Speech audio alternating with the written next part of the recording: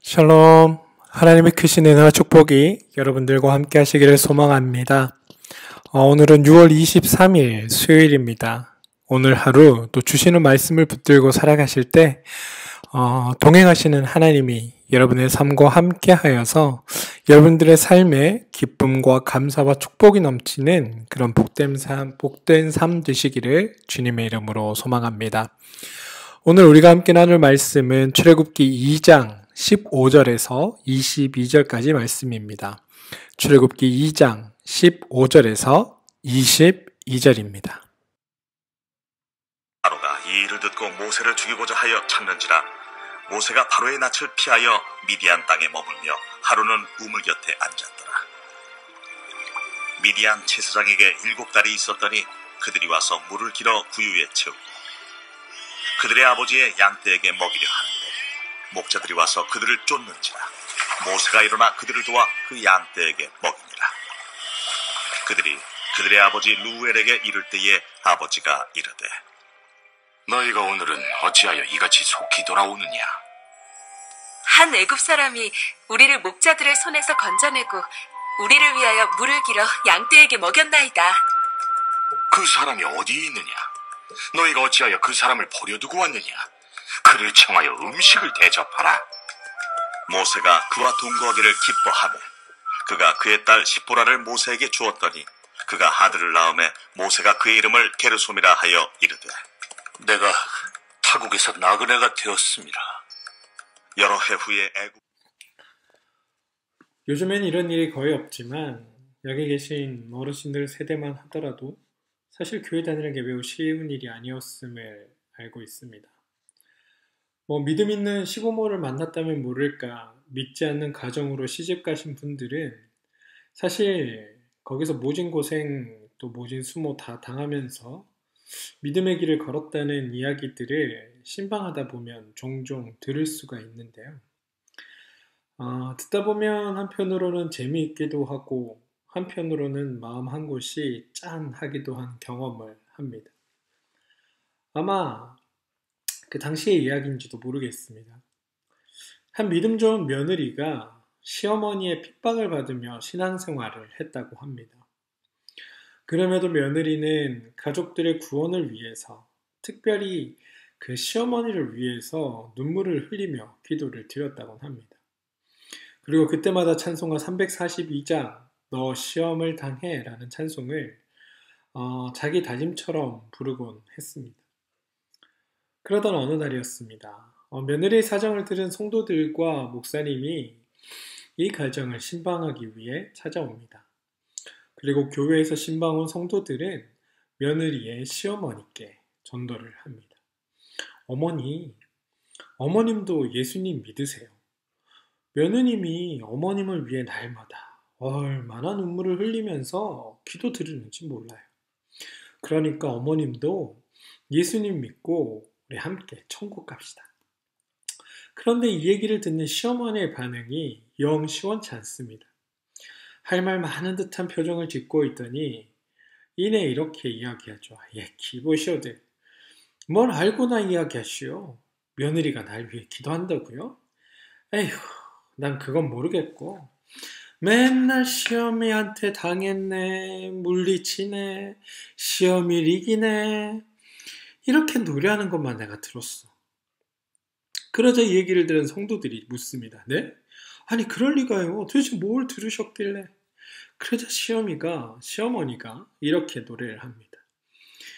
너 시험일 당해는 넌 용기를 능했고 물리치라 너 시험일 이겨 생년 맨날 이러더구만요. 여러분 어떤지 모르지만 아마 다음에 이 찬양 부르실 때 제 이야기가 막 생각나실 겁니다. 이렇게 오해받은 며느리의 심정은 어땠을까요?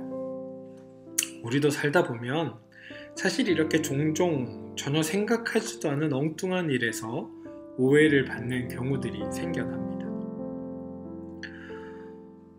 나는 옳은 일을 한다고 했는데, 나는 나름의 정의로운 마음으로 어떤 일을 했는데, 나는 선한 일이라고 해서 그것들을 감당했는데, 그것들이 오해가 되어서 나를 올가매는 상황. 여러분들의 삶에는 그런 일들이 없으십니까? 오늘 모세가 처한 상황이 바로 그런 상황입니다. 모세는 애굽의 왕자로 자랐지만 히브리 어머니의 손에 크면서 히브리인으로서의 정체성을 가지고 있었습니다. 히브리인으로 정체성을 가지고 있다 보니 같은 동족인 히브리인들이 받는 그런 핍박과 아픔에 모세는 침묵할 수 없었습니다. 어쩌면 히브리인들에 대한 모세의 짝사랑이었는지도 모릅니다. 그래서 히브리인들 주변을 늘 서성거렸습니다. 그러다 애국 감독관에 의해서 히브리인들이 모욕과 괄시와 맞아 죽을 뻔한 상황을 당하는 것을 보며 이것은 옳지 않다 여겼습니다. 그리고 나서서 변호하다 그만 감독관을 죽게 합니다. 모세는 히브리인들이 자기를 알아줄 거라 생각했습니다. 자신도 히브리인으로 사람들이 인정해 줄 거라 믿었습니다. 그런데 상황은 전혀 그렇지 않았습니다. 다음날 히브리인들끼리 다투는 걸 보고 같은 동족끼리 그러지 말라고 모세는 그들을 말리러 갑니다. 그러다 그 자리에서 자기의 처지를 실감하게 됩니다. 누가 너를 우리를 다스리는 자로 우리의 재판관으로 삼았느냐? 너도 애굽 사람을 죽인 것처럼 나도 죽이려느냐?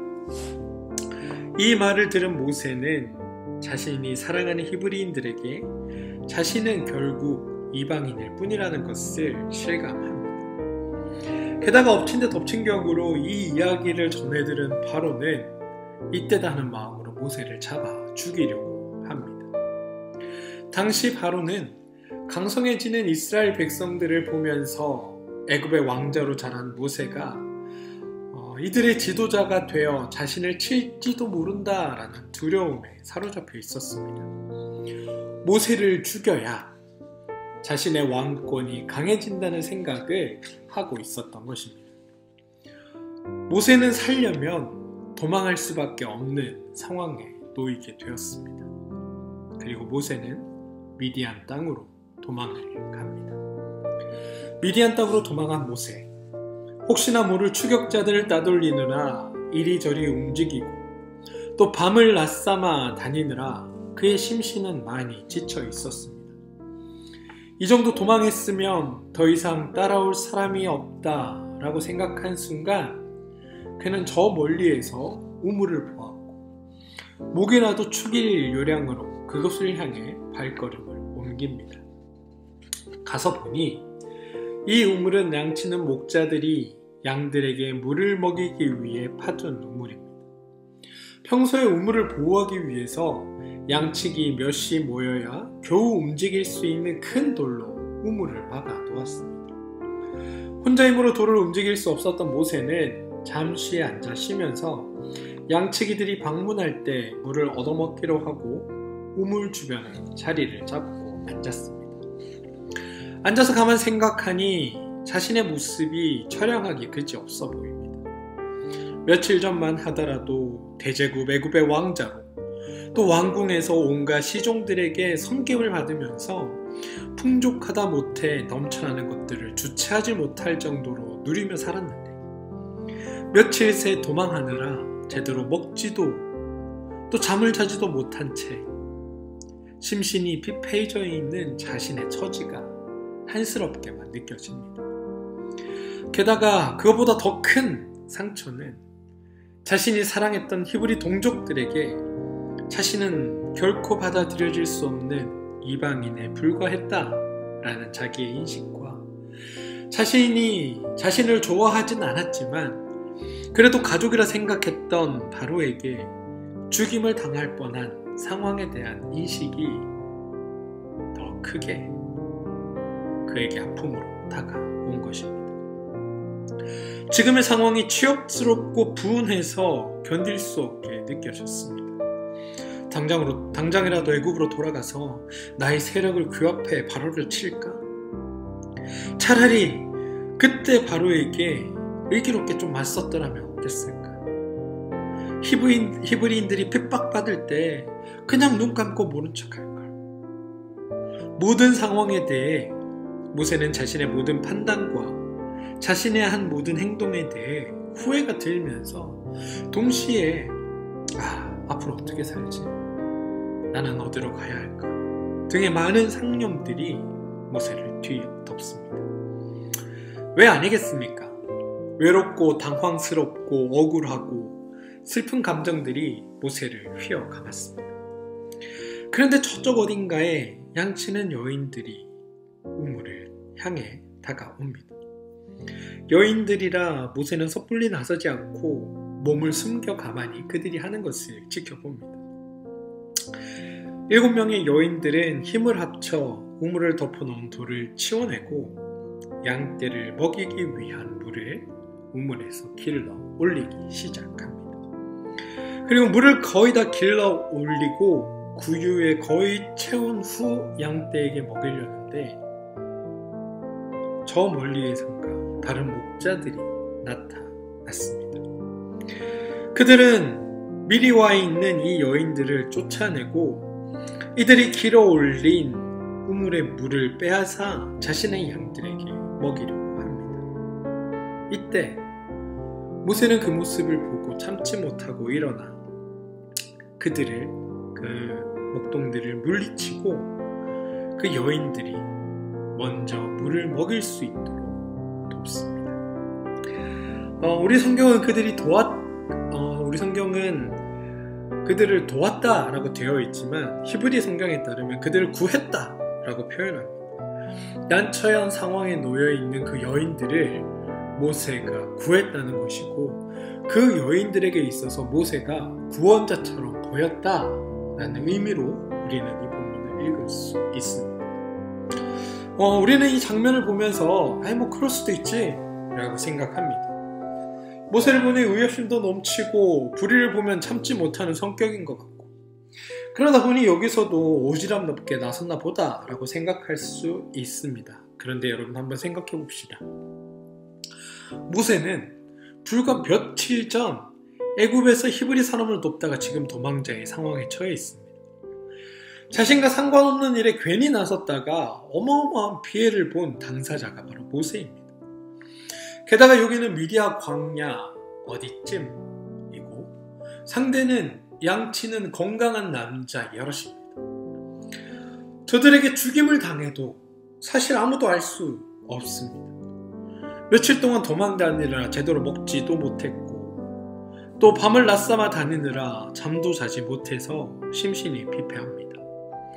물론 건강할 때야 혼자 둘셋 정도 쉽게 감당할 수 있다 하더라도 17대 1까지는 아니겠지만 지금의 상황에서는 괜히 나섰다가 본전도 못 챙길 상황입니다.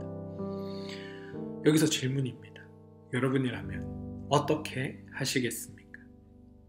사실 상황을 보건대 모른 척해도 괜찮지 않을까요? 양떼를 빼앗아 강탈해 가려는 상황도 아니고 여인들을 보고 마음이 동해서 그 여인들을 겁탈하려고 하는 상황도 아닙니다. 남자 목자들은 자신의 양떼에게 먼저 물을 먹이고 돌아가면 그만이고 이 여인들은 좀 고되긴 하겠지만 다시 퍼 올려가지고 자신들의 양을 먹이면 될 상황입니다. 모세가 좀 불편했다면 사실 그때 도와도 될 일이었습니다. 그런데 모세는 그렇지 않았습니다. 모세는 자신의 상황과 관계없이 자신이 옳다고 여기는 그 일에 나섰습니다. 선을 베푸는 일에 주저함이 없었습니다. 도울 자들을 돕는 것, 그 뒤는 어떻든 간에 지금 눈앞에서 힘들어하는 자, 지금 눈앞에서 아파하는 자의 편에 서서 그들의 힘이 되어주고 그들의 도움이 되어주는 것, 그것이 모세가 한 행동입니다. 그리고 이러한 모습은 바로 우리의 주님의 모습 아닙니까? 여인들의 입장에서 한번 생각해 봅시다. 연약한 자신들에게 누군가 나서서 편이 되어 주었습니다. 꼼짝없이 당할 만한 상황에 의지가 되고 위로가 될 자가 짠 하고 그들 앞에 나타난 것입니다. 우리의 주님도 마찬가지 아닙니까? 내가 괜한 오해로 뜻하지 않는 아픔으로 상처 가운데 신음하고 있을 때 우리를 찾아오셔서 위로하시고 인도하시는 분이 바로 우리의 하나님 아닌가요? 누구도 날 이해하지 못한다고 생각되고 누구도 내 편에 서서 나를 옹호하지 않을 때 나의 편에 서서 끝까지 나를 위해 변론하시는 분이 바로 우리 하나님 아니십니까?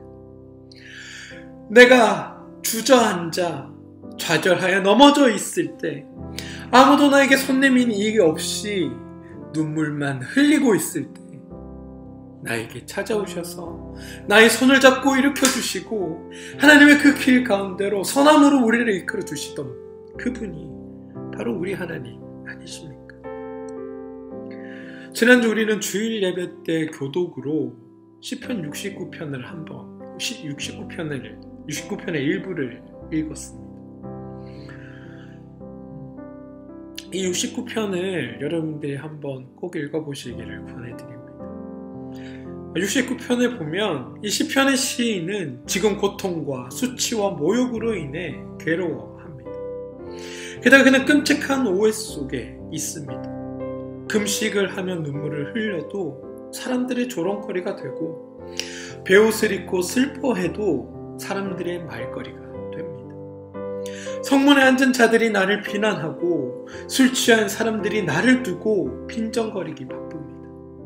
그러한 고통 속에서 신음하는 이 시인은 믿을 만한 이는 오직 하나님밖에 없음을 고백합니다. 그리고 이 시의 결론에 이르면 하나님께서 이 시인의 고통을 다 알아주시고 시인의 아픔을 이해해 주심으로 오늘 주님을 찬양하며 이 시편의 찬양한다고 고백하며 이 시편은 결론을 맺고 있습니다.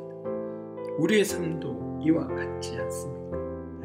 비록 지금은 말하기 힘든 어려움 가운데 놓여 있지만 오직 하나님만이 나의 편이 되시고 오직 하나님만이 나의 마음을 알아주시고 오직 하나님만이 나를 이해하시는 유일한 분이라는 것을 또 그 사실에 우리는 힘을 얻고 위로를 얻고 도움을 얻지 않습니까? 얼마 전 군에서 성추행 당한 여군이 목숨을 끊은 사건이 크게 보도된 적이 있습니다. 그 여군은 자신이 당한 그 아픔을 여기저기 알렸지만 어느 누구도 나서서 그 여군의 편이 되어주지 않았습니다. 그냥 사건을 어떻게든 조용히 덮으려고만 했습니다. 그리고 그 상황에 좌절한 그 여군은 결국 자신의 목숨을 끊어버립니다. 만약 누군가 진지하게 그 여군의 편에 서주는 사람이 있었더라면 군이라는 그 조직 안에서 그 편에 서서 그녀에게 도움을 줄 사람이 단 한 사람이라도 있었더라면 그녀는 그런 선택을 했을까요? 요즘 청년들의 자살이 전 세계적으로 우리나라가 1위입니다. 그런데 청소년들의 자살이나 청년들의 그러한 자살, 그 마지막 문턱에서 그들이 그 극단의 선택을 포기할 때가 있다고 합니다. 바로 누군가가 자신의 이야기에 공감을 해 주었을 때입니다. 누군가가 그 아이들 대신 나서 주거나 그 아이들의 아픔을 알아주었을 때라는 겁니다.